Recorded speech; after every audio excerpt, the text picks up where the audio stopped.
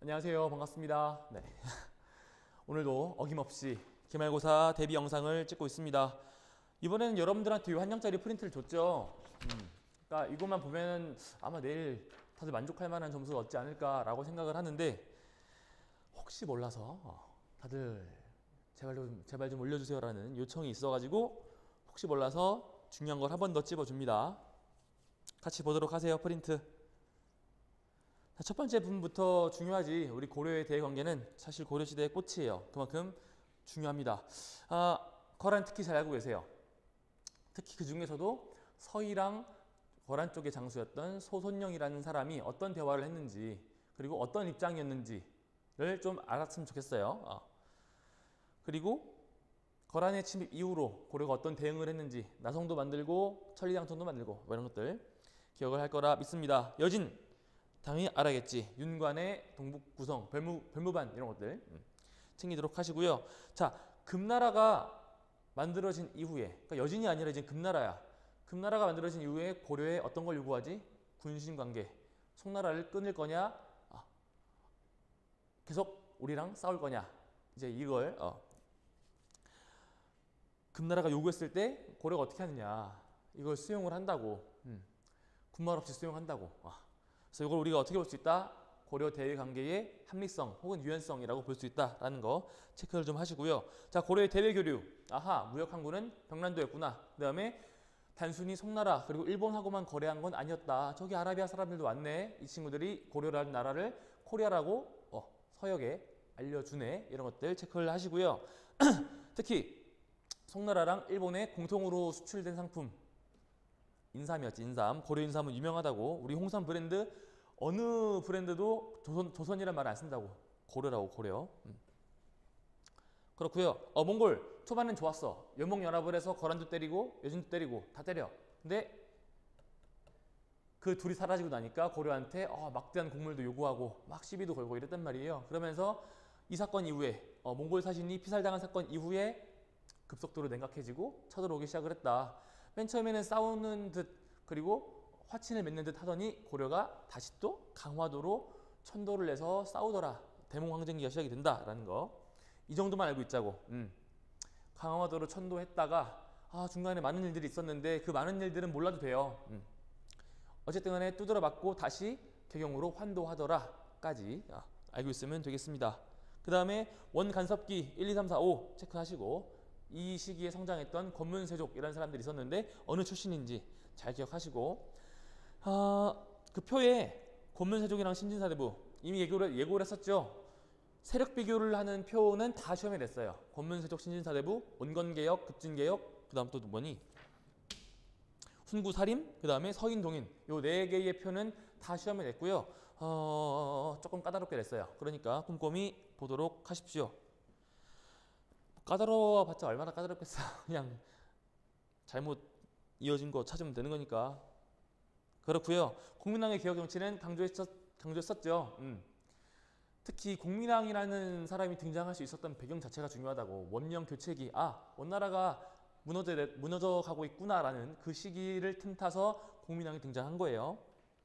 지금 몸이 별로 안 좋아서 좀 미안해. 그래서 국민왕의 개혁 정치는 빠짐없이 체크를 좀 하시고요. 그 다음에 고려의 가족제도 작년에도 냈어요. 비슷한 폼으로 냈어요. 내용이 다르긴 할 텐데 아무튼 간에 우리가 1부터 8까지 정리를 했던 것들 꼼꼼히 보도록 하십시오. 그리고 그 아래쪽에 급진이랑 온건 비교하는 거는 당연히 냈고 그 다음에 고려의 문화 부분인데 내가 하라는 것만 보자고. 우리 고려는 누가 뭐래도 불교의 나라였다. 이 불교의 나라였다라는 특징을 우리가 불상으로 간단하게나마 봤었어요. 근데 신라랑 달리 일단은 대형 철로 만든 경우들이 있었다라는 거. 그 두 번째 바로 외관을 보니까 비율이 막 3등신이야 이런 것들 왜 그랬을까? 그걸 못생기게 만들었어. 왜 그랬을까? 백성들에게 조금 더 친근하게 그리고 보면서 웃자고 우스꽝스럽게 친근 우스꽝 이게 또 키워드였습니다. 잘 체크하시고요. 그 다음에 팔만대장경 중요하다고. 근데 그것보다 조금 더 중요할 수도 있는 거는 바로 이걸 보관하는 해인사 장경판전이라고. 현대 과학기술로도 커버할 수 없는 뭔가가 있다라는 거 기억을 하시고요.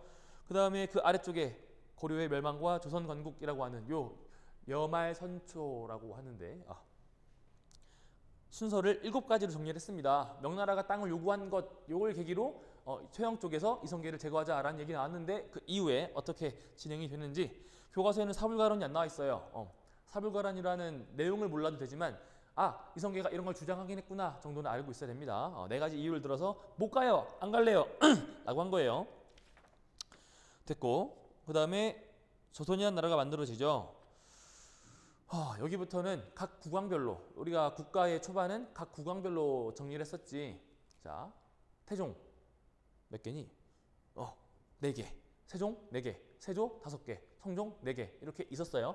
쫙쫙쫙쫙 다 꼼꼼하게 알고 있어야 되고요. 내가 정리 준 것만 알고 있으면 돼. 그 문제집이나 이런 데 나와 있는 거는 따로 볼 필요는 없을 것 같아요. 세종만 해도 10개가 넘을 거야. 다 안 봐도 된다고.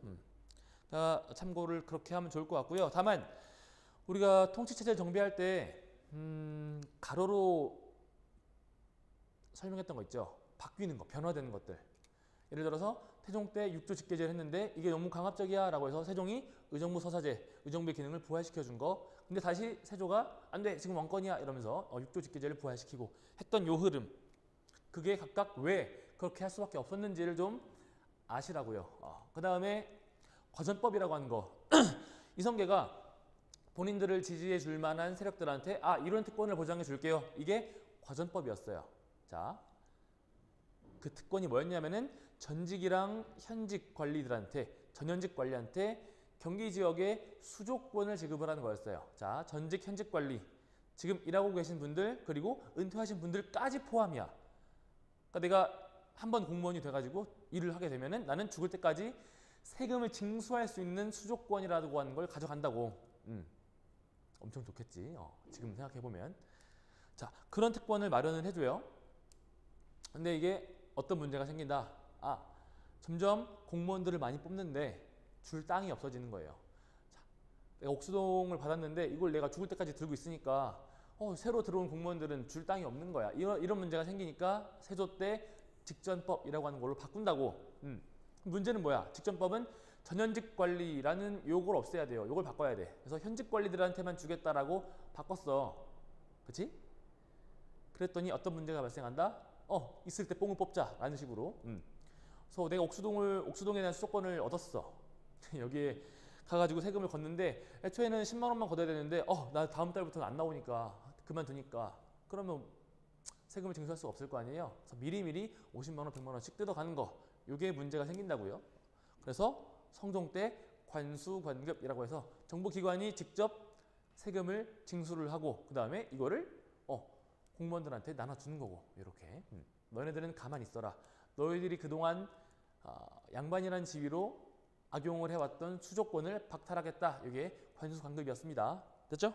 요 가로로 가는 거 육조직계제의 흐름, 그 다음에 과전법의 흐름 잘 정리해 놓길 바랍니다. 그래, 할 수 있어 여러분들. 또 뒷장 보면요, 수령이라고 하는 존재 어떤 역할을, 어떤 임무를 했는지 체크하시고 조선의 대관계 쭉쭉쭉 읽어보도록 하세요. 우리 조공 책봉 관계가 어떤 의미가 있었는지 국내적으로 국외적으로 중요하지. 그 다음에 훈구와 살인 당연히 비교할 줄 알아야 되고요. 사화 우리 4가지 했습니다. 살인들이 화를 입었던 것들을 교과서에서는 간략하게 그리고 안 써놓은 것도 있는데 저는 설명을 다 했어요. 무오, 갑자, 기묘, 을사를 다 설명을 했는데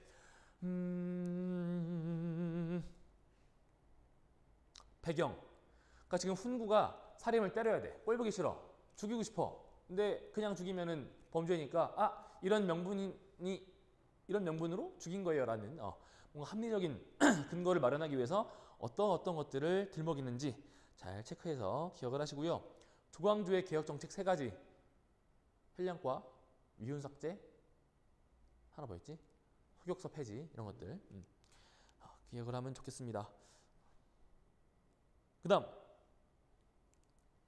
이렇게 살인들이 두드러 맞고도 계속 버틸 수 있었던 배경들이 있었어요. 자, 2가지 뭐라고? 서원과 향약. 서원은 공부시키는데, 그리고 중앙으로 발령받은 선배가 사화로 죽으면은 그 다음 이제 사람들을 올려보내야 되니까 공부시키고 그 죽은 선배들 제사 지내고 이런 것들.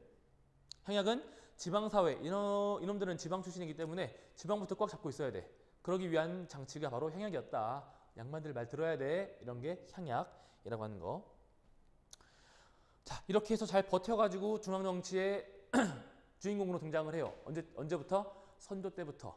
그럼 이제 이 친구들끼리, 사림들끼리 희희낙낙하면서 잘 살면 되는데 권력이라고 하는 건 그렇지 않다고 지들끼리도 이제 싸우기 시작을 해요. 그 싸우기 시작하게 된 그 세 가지 배경이 있었어요. 학연지연으로 따지고, 그 다음에 두 번째, 이전에 왕실의 외척 정치, 우리가 을사사화를 다룰 때 외척이 정치에 개입하는 척신 정치가 문제였는데 요거를 어떻게 처벌할까, 얼마나 처벌할까를 두고 나뉜다고. 조금이나마 이 더러운 짓들을 했던 살인들, 우리 기성살인이라고 하죠. 원래부터 있었던 사람들. 이 사람들은 야, 좀 넘어가자 그냥 이러겠지. 신진살인들은 거리낄 게 없으니까 다 죽이자 이렇게. 이걸로 다니고 결정타는 바로 이조전랑직을 임명하는 문제였죠. 거기 이조전랑은 어떤 권한이 있길래 교과서에 있습니다. 잘 체크해서 기억하시고요.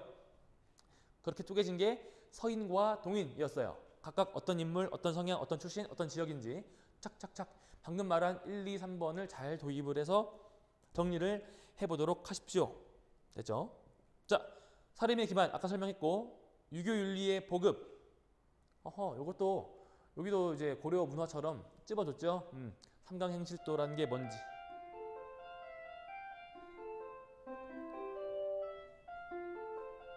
삼강행실도 이런 것들, 충신, 효자, 연료를 표창하는 거였다. 아주 거지 같은 시스템이었다라는 거. 조선왕조실록 기초자료는 사초 이런 것들이 있었고, 그 다음에 조선의 과학기술, 앙보일구, 그 다음에 한반도 기준의 농법서, 우리 농사직설, 그리고 고결한 선비가 물을 본다. 우리 이거 영상도 봤어요. 고사관수도. 그래서 이런 그림들을 보면은 양반들이 당시에 이런 삶을 추구했구나라는 것들을 우리가 알 수가 있다라는 거였고요. 미안. 그 다음에 마지막 임진왜란이랑 병자호란인데 여기는 미친듯이 빠짐없이 보세요. 여기 마지막 네 문제가 조금 어렵습니다.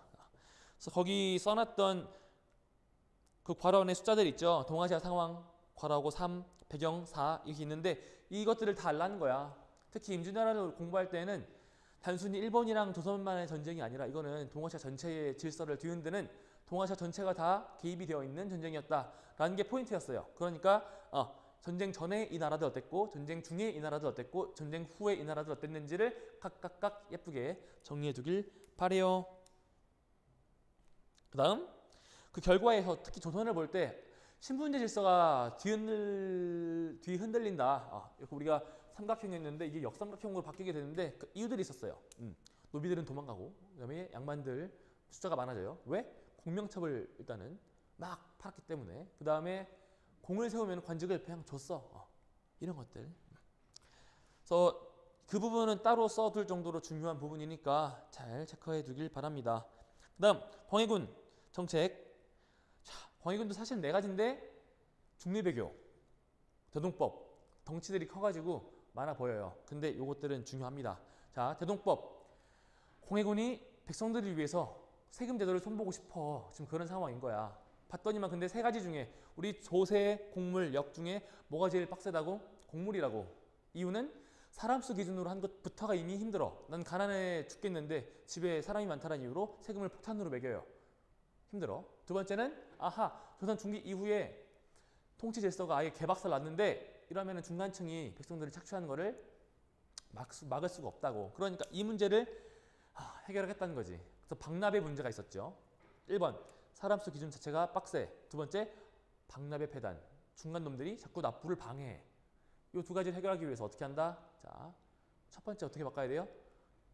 가진 것만큼 내도록 해야지. 그래서 사람 수 기준으로 했던 거를 토지 기준, 내 재산 기준으로 바꾸는 거. 두 번째는 곡물을 납부하는 걸, 특산물을 납부하는 걸 방해하는 거니까 이거를 그치 어디서나 다 흔하게 발견할 수 있는 쌀, 배, 돈 이런 것들로 내게 한 거예요. 이 세 가지를 다 낸 게 아니라 쌀로 내든지 혹은 돈으로 내든지 아니면 혹은 배로 내든지. 요 배가 여러분 먹는 그 배가 아니라 어이예요. 어이. 옷감의 배. 난 이 얘기도 듣고도 아니야. 착해줘야지 형서가. 자, 아무튼 대동법 그렇게 기억을 하도록 하시고요. 결과가 있었죠. 공인의 활동, 상업의 발전, 그다음에 양반의 층들의 반발 이런 것들이 있었습니다. 그다음 광해군이 맨 마지막에 하지 말았어야 할 실수, 폐모살제 있었습니다. 이 폐모살제를 명분으로 인조, 서인과 남인 그리고 인조 요 세 놈들이 인조변정을 일으켜가지고 인조 정권이 만들어져요. 이 광해군은 북인들하고 한 팀이었고 인조는 남인, 서인이랑 한 팀이었는데 중요한 거 뭐가 바뀌어야 돼? 이전에 했던 정책들이 다 뒤집어져야 돼요. 그래서 가장 먼저 뒤집어진 게 중립외교였어요. 그러니까 이 북인이라는 친구들, 광해군은 성략 명분을 따지긴 따지지만 더 우선순위에 둔 게 뭐예요? 국가의 안녕이겠지. 안정, 질서 이런 것들. 지금 빨리 전후복구해야 되니까 여기에 가장 주안점을 둔 거인 건데 서인과 남인 그리고 인조 정권은 그러지 않았다. 곧 죽어도 명나라여서 중립외교를 바로 폐지합니다. 친명배금 정책을 한다 했지. 이게 정묘호란을 불러일으키고 후금이 청을 만든 이후에 병자호란까지도 이어지게 되는 그런 상황들을 맞이하게 된다고요.